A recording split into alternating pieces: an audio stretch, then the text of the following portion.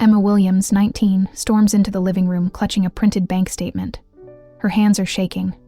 Her college savings account, $8,000 she worked years to build, is completely empty. On the couch, her stepmother Carol is sipping white wine, lazily scrolling through wedding dress videos with her son Luke. Emma demands to know where the money went. Carol barely looks up. "It's for family," she says coolly. Emma's voice cracks. "I am family." Carol smirks and replies, "You'll understand someday." Emma doesn't scream. She doesn't cry. She turns on her heel and walks out the front door, her chest tight and her breath caught in her throat. That money was her future, her escape, her promise to herself, and now, stolen without remorse, this betrayal wasn't just financial, it was personal. And Emma, quiet and underestimated, begins to plan, not for revenge through rage, but through justice, through truth.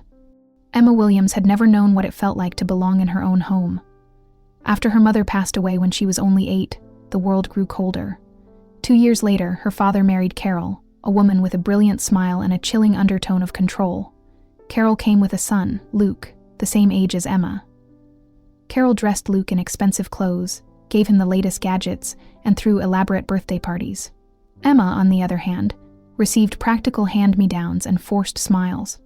In front of Emma's father, Carol played the picture-perfect stepmother, kind, supportive, always just doing her best. But behind closed doors, Emma learned quickly that favoritism wasn't just real, it was policy. Emma found her peace in hard work. At 14, she took her first job helping at a local flower shop, then moved on to a coffee shop by 16. Every dollar she earned went into the joint bank account her late mother had opened in her name, a small nest egg that became her obsession. She skipped outings and reminded herself every night, this was her way out. This was her way out. She wanted to attend a local state university and study environmental science. She wanted to work in conservation, help rebuild damaged ecosystems, and, maybe one day, have her own tiny place by a lake. She filled her nights with applications, financial aid forms, scholarship essays, and quiet hope. After her father's sudden heart attack 2 years ago, Carol was granted temporary financial control of Emma's inheritance and assets until she turned 21. Emma didn't fight it. She didn't know she could. Carol assured her everything would remain untouched. But Emma knew better than to trust the woman who once suggested she sell her childhood books to clear space. Carol never stopped pushing alternatives. Maybe a local community college would be smarter, she'd say while scrolling through designer purse ads. Or take a gap year, travel, figure things out. Emma knew those weren't suggestions, they were traps. Every time Emma mentioned her university plans, Carol nodded with that thin smile and reminded her, "Loans aren't the enemy, sweetie." Then came the wedding announcement. Carol practically sang the news. Luke was getting married to a girl he had only dated for 6 months, and Carol was planning the celebration of the decade. A $25,000 0-cents affair. Family deserved the best, she said. Emma offered a soft congratulations, even helped but wonder, how was Carol affording all this? Emma received her college acceptance email on a rainy afternoon. She sat at the kitchen table and opened the banking app to check her balance, to start organizing her tuition plan. What stared back at her was a zero. $8,000, gone. Not a withdrawal she authorized. Not a single receipt. Just an empty account, linked to Carol's name. Her breath left her body. Her future, the one she had worked for in silence, night after night, had been drained without a second thought. Emma confronted Carol that evening. The older woman laughed, flipping through a wedding planner. "It's for family," she said dismissively. "Luke needed a boost. You'll understand someday." Emma didn't scream. She didn't cry. She just nodded. Then she walked to her room, shut the door, and opened her laptop if Emma was resilience, strategy, and fire. Emma didn't sleep that night. She lay awake, staring at the ceiling, the cold weight of betrayal settling into her chest. The next morning, with her phone still clutched in hand, she walked into the living room and confronted Carol again. This time, she didn't ask. She demanded the truth. Carol didn't blink. "Yes, I used it," she said, sipping her coffee like nothing had happened. "The catering deposit alone was $7,000. And really, Emma, I raised you too. This house raised you. Luke's wedding is a family event. You'll land on your feet." Emma felt her throat tighten. That money was mine. Mom set it up. Dad said it was protected. Carol shrugged. "Things change. Besides, you're being dramatic. It's a loan. I'll pay it back someday." Then she smiled. "You should be happy for your brother." Emma stood frozen. The word selfish echoed in her ears. Not because it was true, but because it was the mask people used when they took and expected silence in return. Without another word, Emma turned and walked out the front door. She knew exactly where to go. Aunt Danielle lived 20 minutes away in a small condo lined with law books and knitting supplies. Emma's mother's older sister, a retired paralegal, greeted her with a worried look the moment she arrived. Emma spilled everything, about the account, the missing funds, Carol's confession. Danielle didn't ask her to calm down. She didn't suggest forgiveness. She went straight to her filing cabinet. Over tea, they gathered every document Emma had saved. Bank statements, transaction logs, even a screenshot of the account before and after the withdrawal. Danielle helped Emma write down everything she remembered, including Carol's dismissive words and the supposed loan. Emma also remembered old emails from Carol, reminders to trust her and veiled threats about not rocking the boat. They printed it all. Danielle made one call, to a legal aid clinic she had volunteered at years ago.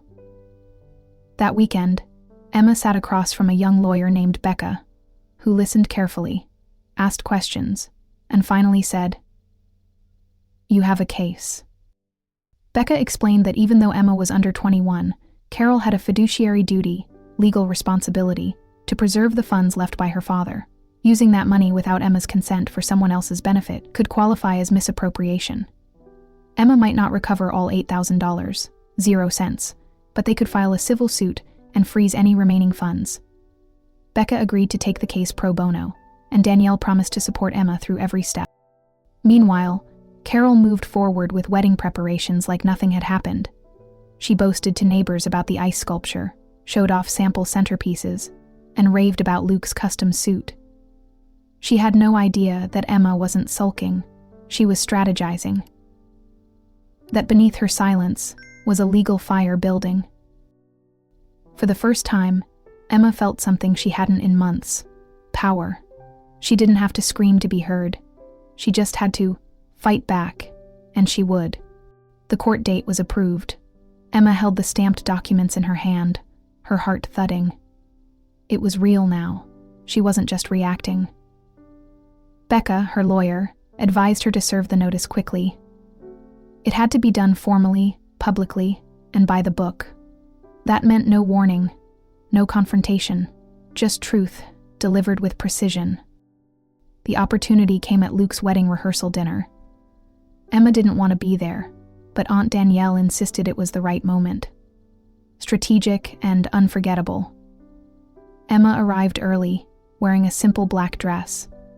She wasn't there to make a scene, just a statement. As the servers brought out the hors d'oeuvres and Carol beamed while toasting family values, the process server approached. Emma stood at the edge of the room and watched as Carol was handed the envelope. For a moment, confusion flickered across her face. Then she opened the packet and read the core documents, Emma's name printed clearly at the top. The room fell silent. Carol's face turned a shade of red Emma had never seen before. She snapped the papers shut and stood up, voice sharp and shaking. "You did this?" she hissed across the room. "At his wedding?"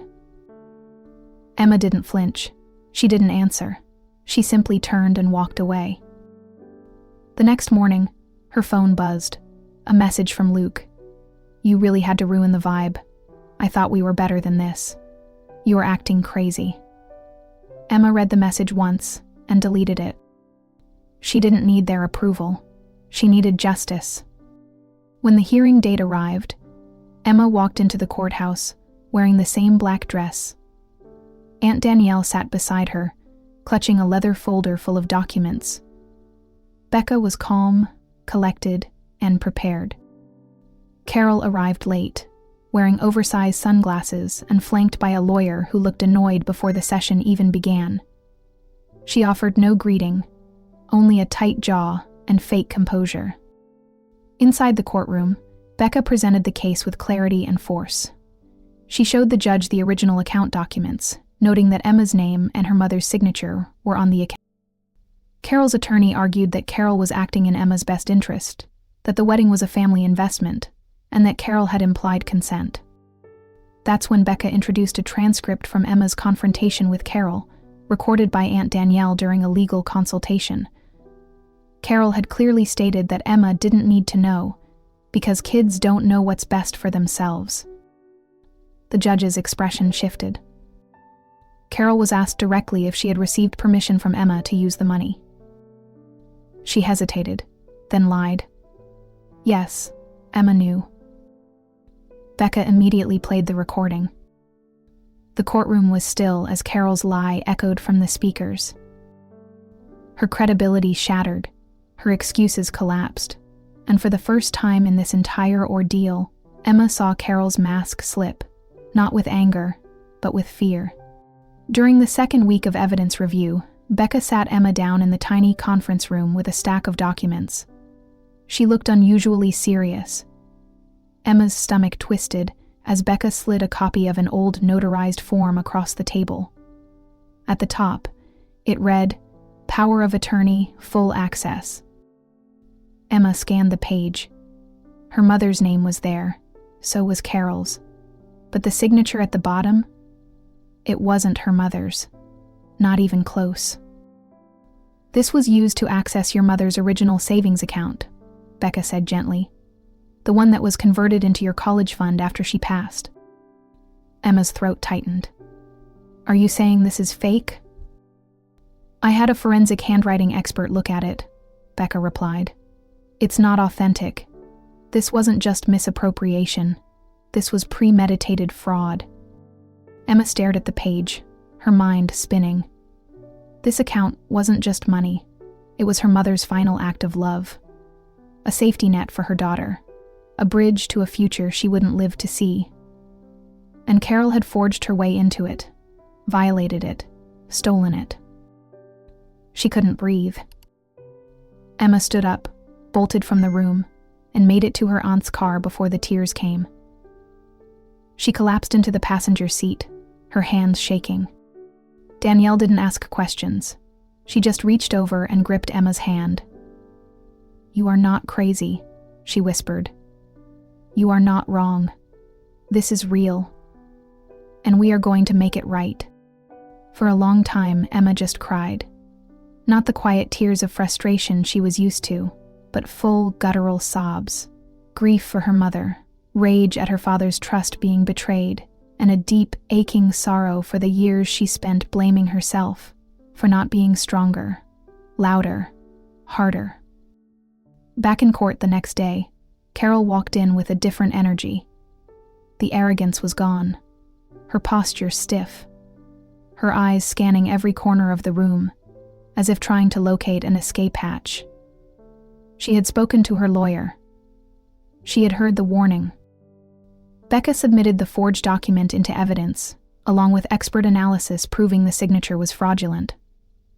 The judge's expression grew cold. "Ms. Williams," he said, looking at Carol, "I must advise you that this level of document fraud could trigger a referral to the district attorney. Do you understand?" Carol nodded slowly, her face drained of color. Emma sat straighter. For the first time, she didn't feel like a girl fighting an uphill battle. She felt like a woman, defending her legacy. Becca leaned over. "We're not just fighting for the $8,000, 0 cents anymore," she said quietly. "We're protecting your mother's name." Emma's jaw set. She gave a tiny nod.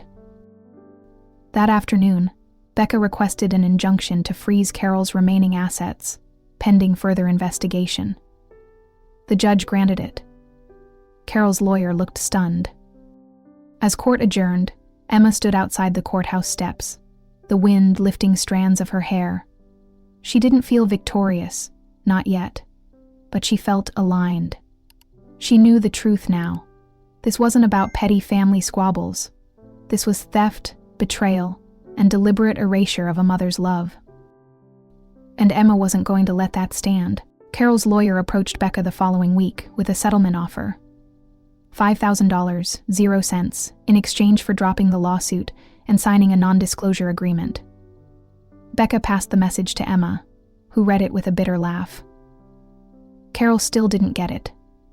This wasn't about money anymore. It never really was. Emma shook her head. Tell them no. I want my day in court. The trial moved forward. Word spread fast in their small town. Emma sat quietly at the plaintiff's table, dressed simply, her expression calm but firm. Carol arrived in full makeup and a stiff blazer, trying to present her as the wronged party. Her lawyer painted her as a struggling single mother doing her best. But then came the evidence. The forged power of attorney, the withdrawal slips, the email where Carol referred to the money as Emma's college nest egg. The judge listened carefully, his face unreadable. When Becca gave her closing statement, the room was silent. This is not just a case about $8,000. This is about an orphaned teenager who worked for years to honor the dreams her parents had for her, and the woman who took advantage of her trust, forged her mother's signature, and robbed her not only of her money, but her dignity. This wasn't an accident. This was deliberate. Carol avoided eye contact. The judge's decision came swiftly. I find in favor of the plaintiff. The defendant is ordered to repay the full $8,000, 0 cents with interest, along with all legal fees. The forged documentation will be referred to the district attorney for further investigation. Carol's mouth dropped open. Her lawyer leaned in, whispering frantically. Emma exhaled. The courtroom didn't erupt in applause, but in her heart, it felt like it did. Over the next several weeks, Carol's life began to unravel. Her once respectable name in their community became a cautionary tale. The church committees she chaired quietly asked her to step down. Local parents stopped inviting her to planning meetings. Her friends withdrew. The whispers followed her everywhere. Luke sent Emma one final message. You made this so much harder for everyone. Hope it was worth it. Emma blocked him without reading the rest. She took the restitution money and added it to the scholarship she had won during the lawsuit, an award created for students who overcame personal hardship. With the combined funds, she officially enrolled in her dream university, majoring in environmental studies. But she didn't stop there. Emma started a blog called College Stolen, Voice Reclaimed, documenting the entire journey, from the day she found the money missing, to the court battle, to the emotional healing afterward. She wrote about financial abuse, guardianship manipulation, and the silent grief of being betrayed by those meant to protect you. The blog caught fire. Readers began sharing their own stories in the comments. Messages poured in from women and young people who had gone through something similar, who had been silenced, dismissed, or gaslit. Then came the email that changed everything. A nonprofit focused on financial literacy and legal advocacy for women reached out. They had read her blog. They were hosting a panel on financial abuse and wanted Emma to speak. Emma hesitated. Public speaking terrified her. But then she remembered that day, standing in her living room, Carol laughing in her face. She remembered sitting in court, her mother's forged signature staring up at her from the table. And she said yes. When she stepped onto the stage months later, her hands trembled, but her voice didn't. She talked about losing her mother, then her father, then the trust she had in family, about the lawsuit, about learning that silence wasn't strength, but neither was screaming. Sometimes, strength was strategy. Sometimes, it was survival. She finished with this. I was never supposed to win, but I did. Not because I was loud, but because I refused to disappear. The audience stood and clapped. Emma's voice, once stolen, now echoed louder than ever. Emma arrived on campus with a backpack, a laptop, and a quiet kind of power that couldn't be stolen. Her dorm room was small, but it was hers. No one belittled her dreams or questioned her value. Her roommate, a political science major named Marisol, immediately connected with Emma's energy, calm, observant, and grounded. They talked late into the night about policy, justice, and the broken systems young people often have to navigate alone. Emma declared her major in environmental policy, just like she'd always planned. But something else started forming alongside her academic goals. Her blog, which had once been a diary of betrayal and survival, was now drawing thousands of visitors each month. Students, parents, teachers, even lawyers. They weren't just reading, so she expanded it. With the help of the university's tech department, Emma turned the blog into a full platform: articles, guest essays, downloadable legal templates, and webinar signups. She hosted virtual workshops titled Understanding Financial Guardianship, When Family Isn't Fact, and Your Money, Your Future. She focused particularly on foster youth and teens navigating college without parental support. She wasn't just telling her story anymore. She was helping others write their own. Word of her work spread. A professor nominated her for the Campus Changemaker Award. Emma didn't expect to win, but she did. At the award ceremony, she stood behind a wooden podium, her heart racing. Her Aunt Danielle sat in the front row, tears in her eyes.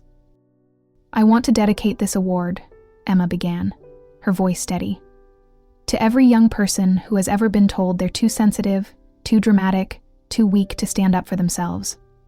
I believed that once. I believed that silence meant maturity. But I've learned something else. Speaking up isn't selfish. It's survival. And sometimes, it's the most generous thing you can do." She paused, her hand on her chest. "I want to thank my aunt for never treating me like I was crazy. I want to thank the legal aid team that fought beside me. And I want to thank the girl I used to be, the one who didn't scream, who didn't give up. Thank you for holding the line when it felt like there was nothing left to hold." The room erupted in applause. Back in her dorm that night, Emma lit a candle and wrote a letter to her mother. Not for the blog, just for her. The next weekend, she took a bus to the cemetery, clutching an envelope and a single yellow daisy. She knelt beside her mother's headstone, the wind gentle, the sky soft with spring. "I got in," she whispered, placing the letter and a copy of her college acceptance beside the stone. "We made it, Mom. I didn't let them take it." There were no tears this time, only a smile. Emma stood slowly, brushing off her jeans. For the first time in years, she didn't feel like she was proving anything to anyone, not even to herself. The pain, the betrayal, the courtroom, the silence. It was still part of her, but it didn't define her. What did define her now was this: resilience, integrity, and the unshakable knowledge that she had rebuilt a future out of ashes and made it her own. Emma's new apartment is small, but it feels like hers. The walls are lined with plants, mostly herbs and succulents, and the shelves are filled with secondhand books she's collected from street fairs and library sales. There's a corkboard above her desk covered in postcards from her blog followers. Some are from small towns, others from cities she's never visited, but all carry the same kind of message. "Thank you. I thought I was alone." Emma reads them slowly, letting each one settle into her heart. Each morning, she brews a mug of peppermint tea and sits by the window. It's become her ritual. In the quiet, she writes in her journal, sometimes about the future, sometimes about the past, but mostly about the girl she's becoming. That girl no longer doubts her instincts. She trusts herself. She listens to her voice. She knows it matters. Aunt Danielle visits on weekends. They cook simple meals, play cards, and laugh so loudly the neighbors not once joked they should be invited. Emma cherishes these moments. It's the first time in her life she feels like family is something safe, not something to survive. The nightmares still come. They sneak in when she's overwhelmed, Dreams where she's powerless again, where her stepmother's voice echoes through a courtroom, or where her father never defends her. But then she wakes up, and the room is hers. The safety is real. She breathes through it, touches the plant on her nightstand, and reminds herself, that girl is gone. This Emma, the one who fought back, the one who built something from scratch, is still standing. One afternoon, an envelope arrives in her mailbox. No return address, just a single name, Lauren. Inside is a letter written in uneven handwriting. I'm 17. My stepmother stole my graduation money. I found your blog by accident. I read every word. You don't know me, but you saved me. You showed me it's okay to speak. I want to try. Thank you for showing someone like me that we're not crazy. We're just finally waking up. Emma doesn't realize she's crying until a tear hits the page. She places the letter on her desk and takes a long, shaky breath. Then she pulls out a pen and writes back. She tells Lauren she believes her, that she's not alone, that it's hard, but it's not impossible, that fighting back doesn't make you bitter, it makes you brave. Later that night, as she posts a new blog update, Emma adds a line to the footer of the page. If they've stolen your voice, this is where you get it back. She closes her laptop and looks around her apartment. There are no trophies, no inheritance, no grand declarations of justice. But there's warmth, there's peace, and there's purpose. Emma isn't just a survivor, she's a ripple. A rising voice in a chorus of women who are done being erased. The cycle ends with her, and begins again as something stronger. Have you ever been told to just move on after someone betrayed you? Emma Williams didn't move on, she moved through it. Her stepmother didn't just take $8,000, 0 cents. She stole her mother's memory, her father's promise, and her right to dream without fear. But Emma didn't crumble. She sued. She fought back with facts, persistence, and a lawyer who believed her. She turned her journal into a platform, her heartbreak into a cause. She transformed from a voiceless girl into an advocate for young women just like her, ones who'd been ignored, dismissed, or stolen from under the disguise of family. If you've ever felt silenced by someone who claimed to love you, if your future has been trampled by someone else's entitlement, know this. Justice can be quiet, steady, and absolutely unstoppable. You don't need to have it all figured out to begin. You just need to begin. Drop a comment below if Emma's story moved you. Share your experience if you've ever faced a betrayal that tried to define you. Like and subscribe to Veiled Fury for more real stories of women who refuse to be erased. This is Veiled Fury, and here, every betrayal has a consequence, every voice matters, and every woman rises.